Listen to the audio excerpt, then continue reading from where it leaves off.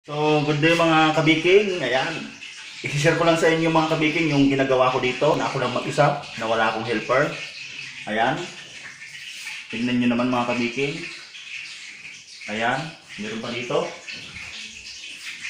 Ayan. Ako lang gumagawa yan mga kabiking. Ako lang mag-isa gumagawa yan. Wala akong helper dyan. Share ko lang mga kabiking kasi alam naman natin na mahirap po walang helper. Pero gusto ko lang magbigay ng panba ng inspirasyon sa mga kagaya ko. Lalo ito yung mga bakery owners dyan. Ayan. At meron pa dito. Ayun. Meron pa doon. Nakita nyo naman yung caption ko mga kabiking kung ilang sako yan. Ayan. Ayan mga kabiking. Ako lang mo talaga gumagawa. Ayan. Ayan. Siyempre meron pa tayo nakasaran dito sa oven. Ayan. At meron pa tayong kababayan. Hindi pa natin kuhan, gagawin pa natin 'yan. Kababayan, ayan. Ayan. Napakita ko lang sa inyo mga kabiking kung paano gumawa ang isang MG Marsugalieto, ayan. Pero kung mga kabiking, mayroon lang akong gustong share sa inyo na ako kasi mga kabiking, galing ako sa broken hearted ba, ayan.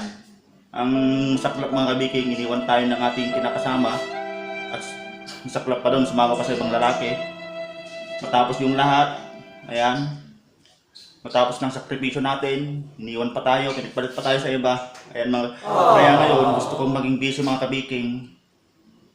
Kaya, ayan, kahit na nakakapagod, di kinakaya. Ayan mga kabiking. Pero, kwento mga kabiking, hindi na sa akin tong bakery na to. Ayan. Hindi na sa akin yung bakery na yan. Pero ako yung dumidiskarte yan sa gawa.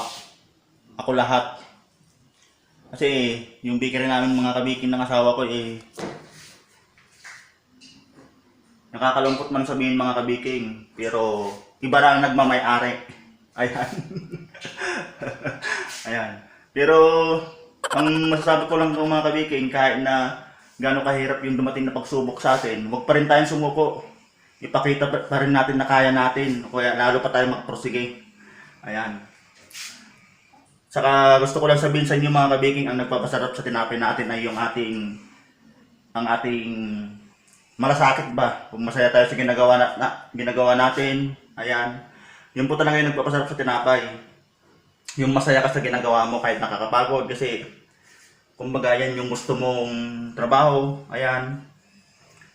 Kaya pasensya na kayo kabikin kung ano man yung na-share ko sa inyo. Nabanggit ko lang, ayan.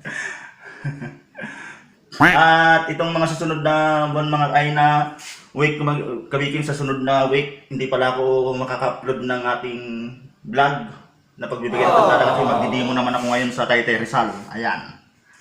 Kaya doon muna tayo ngayon at next week ay nandun ako sa Taytay Rizal. Ayan. Pero itong location ko mga kabiking, hindi ko pwedeng sabihin. Ayan. Yan yung aking gawa. Na ako lang mag-isa talaga. Wala akong helper. Ayan. Ayan mga kabiking. Nakakapagod pero okay lang. At least kahit pa paano nalilibang tayo. Ayan. Kaya patuloy na sana natin suportahan tong ating channel mga kabiking kasi marami pa tayong ipopost na mga timplada dyan na pwede nyo rin magamit sa inyong mga bakery. Ayan. Tsaga lang mga kabiking, tsaga.